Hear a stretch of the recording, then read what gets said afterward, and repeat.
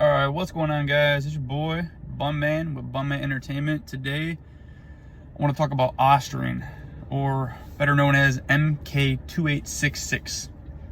I want to talk about that because I've been getting a lot of questions and comments about that, what it is, dosing, when to take it, why to take it, especially compared to LGD.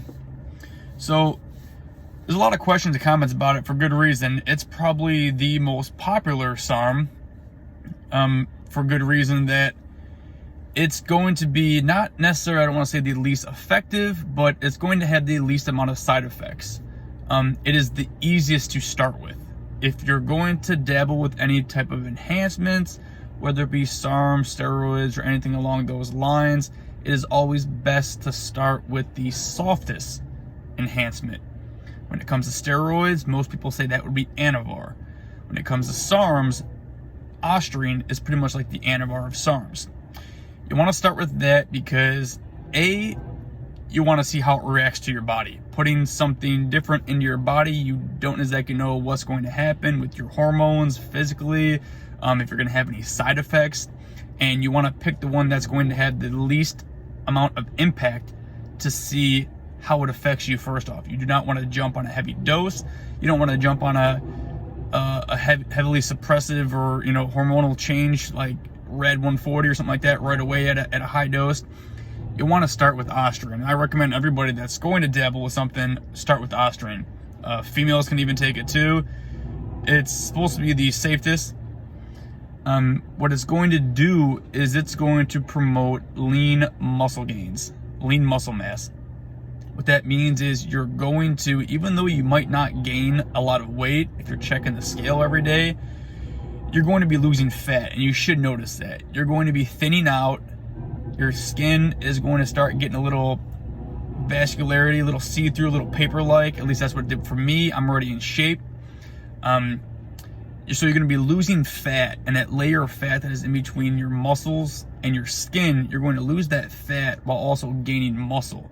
So it's a trade-off. So you might not pack on a ton of size. That's not what it's made for, to pack on a ton of size. It's to lean and cut out and to lose that fat and get shredded and vascular. You're going to see, for instance, when I took it as my first one that I ever started with, my chest, I was able to see all the muscle, iterations in my chest, all the lines, my shoulders and delts the same way. I mean, I really leaned out and cut up. And I wasn't lifting super heavy, but that's not why I took it. I took it and I was in there doing reps. I mean, I was pushing blood into my muscles and I was doing reps to try and cut up and lean out. I don't remember. I'm not on it now.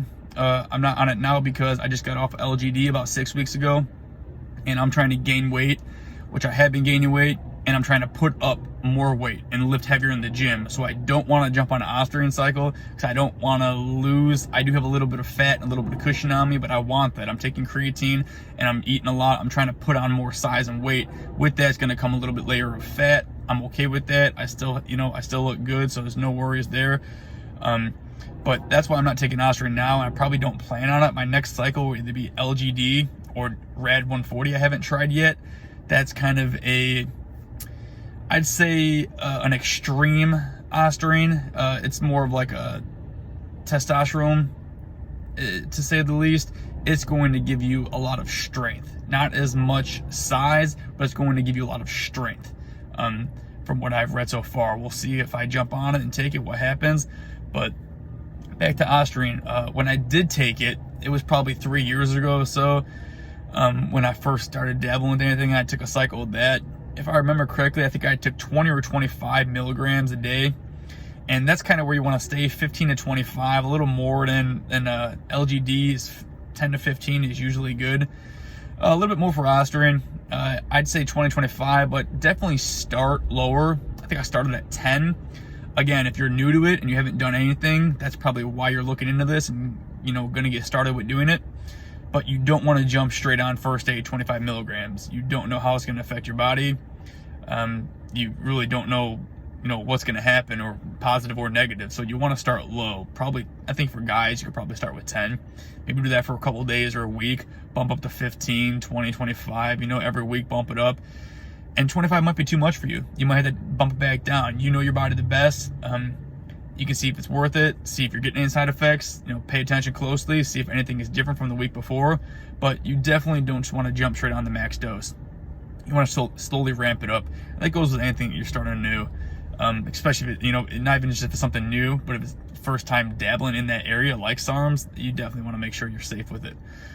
Plus, what a lot of guys do that I think is a really bad thing is they'll jump on something and they'll start taking, you know, max dosage, and they start getting some side effect, or they start feeling some type of way, or they think they're getting gyno or something like that, so they just stop cold turkey. They just drop it after, you know, 5 days of putting it in your body. They just, oh crap, I don't know what to do, I'm just gonna stop it. I don't recommend doing that. Some guys say, yeah, if you're getting side effects, you know, start popping, you know, Novodex or Clomid, and, you know, stop everything you're doing. I think that's worse for you. Once you start something, you don't just want to stop cold turkey. I think it's going to have a worse effect on your body, and you're going to, you know, if you're going up, or even still, and you stop, you're just going to, you know, nosedive. So I think if anything, you want to taper back off it, or taper slowly and see if, you know, your body reacts differently. If you jump straight on 25 milligrams and all of a sudden you're having some crazy effects and you don't like what's going on, don't just go, you know, straight to 0 and knock it off. Drop down to 10, you know, drop down to 5. See, you know, slowly get off it. Keep it in your system just so your body, you know, can understand what's going on, and so you can understand what's supposed to be happening. But overall, Ostarine is a great product. It works. It worked for me as intended. Like I said, I didn't get a crazy amount of strength, but I leaned out and I got a lot denser. With LGD, I kind of blew up and what I would say looked swole, kind of like filled out, pumped, blown up. Ostarine, you get very dense. My skin felt very tight. Like I said, my muscles were a lot harder. They were a lot firmer, and everything kind of shrinks and I don't want to say shrinks really, but your skin shrinks and your muscles dense and kind of pop a lot more. I noticed it a lot. Like I said, the only reason I probably won't take it again is because since it is the softest and, if you want to say, weakest SARM for strength gaining, I'm trying to get stronger. I'm trying to build strength. I'm trying to push, you know, my max reps up as high as I can.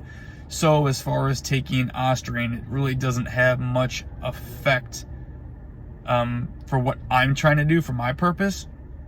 To me, it's more of a waste.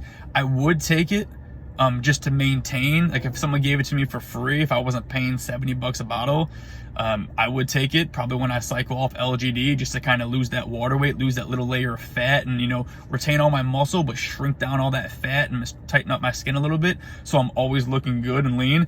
Then jump back on, you know, LGD or RAD possibly. But I'm not made of money, and I don't dish out, you know, everything I got just for the SARMs and, you know, all the enhancements and supplements. I like to actually build myself. For the most part, I'm pretty natural, except I just started dabbling with this, like I said, a few years ago. I don't like to, you know, I guess, pay to play, buy my looks, buy my body. I like to work and push it in the gym. So if you're looking to cut or, you know, go for that look, or, you know, just build muscle but stay lean, I would definitely recommend Ostarine. Great product, just not for me right now. So if you like this video, go ahead and hit that like button, give me a thumbs up, comment away. I don't know if I missed anything. If you made it this far, go ahead and subscribe. Hit that subscribe button. It's going to help me produce better content for you guys. Please go ahead and do that. I guess one last thing is PCT. I don't think I PCT'd after Ostarine. I don't think you need to. It's, like I said, the least suppressive. You really shouldn't, unless you're doing a really high dose and it affects your body in a crazy way. You shouldn't need any PCT. Some people say that's not true. Always do a PCT. If you want to be, you know, better safe than sorry, go ahead and run a, you know, 2 to 4 week small PCT. But I don't think I did. I don't think I had any problems. I had no side effects with it. Like I said, that was a very mild SARM, all positive. And, you know, if that's the look you're going for, definitely recommend it. Great product.